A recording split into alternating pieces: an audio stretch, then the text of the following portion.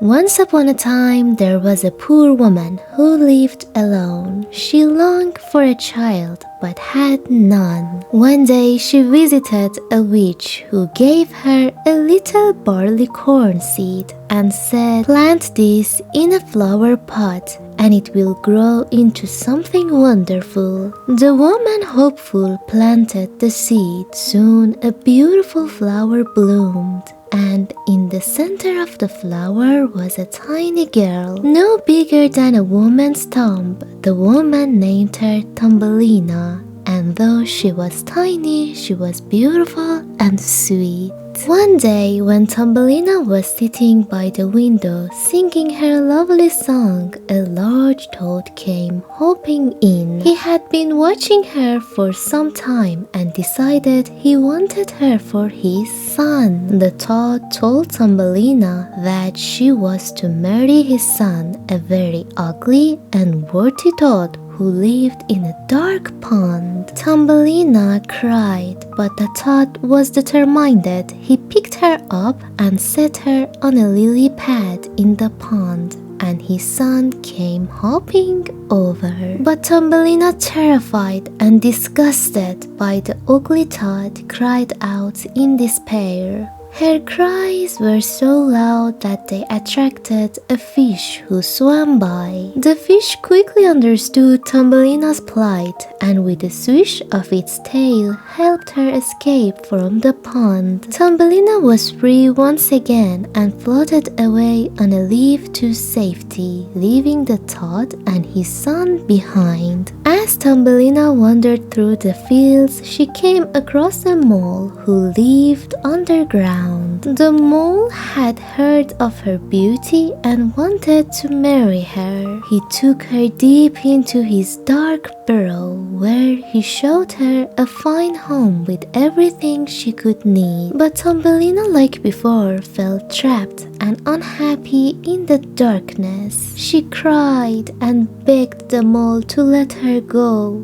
But the mole told her that there was no way she could escape. He told her that she could only marry him because it was too dark for anyone else to see her, and he thought her beauty would be perfect for his underground life. Thumbelina was heartbroken, but as the mole and she talked, a swallow flew by the opening of the burrow. Thumbelina saw it and called out.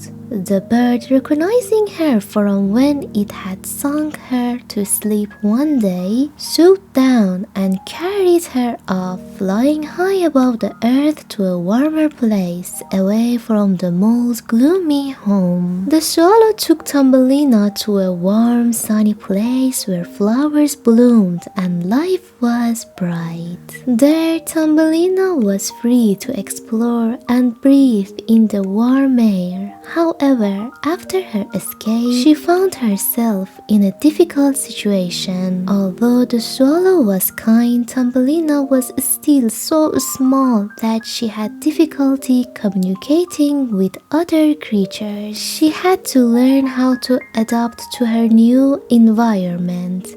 And as the days passed, she realized that she was not as helpless as she had once believed. One day, while exploring, Thumbelina stumbled upon a patch of wild flowers and was captivated by their beauty. She was amazed at how everything seemed so much larger than her and yet so vibrant. There, she met a handsome flower prince, a tiny man who ruled over the flower. He had eyes like blue bells, and his hair was like golden threads of sunlight. Thumbelina was struck by his grace, and he too fell in love with her. The flower prince asked Thumbelina to live with him in the kingdom of flowers, and Thumbelina agreed. For the first time, she was happy, surrounded by creatures who treated her with kindness and respect. She learned the language of the flowers and birds, and she lived in harmony with nature. But even though Thumbelina was happy with her new life, she could not forget all the hardships she had endured. One day, while playing in the garden, she was suddenly surrounded by a group of insects who were intrigued by her tiny beauty. They admired her and said, "You are so perfect, Thumbelina. But why do you live in the flowers when you are so small? Why not come and live with us instead?" Just as they were about to take her away, the flower prince arrived. He swiftly protected Thumbelina from the creatures, and they fled. The flower prince assured Thumbelina that despite the dangers, she was in good hands. He invited her to live with him in the heart of his flower kingdom, where she would always be safe and loved. Years passed, and Thumbelina, now fully grown, married the flower prince.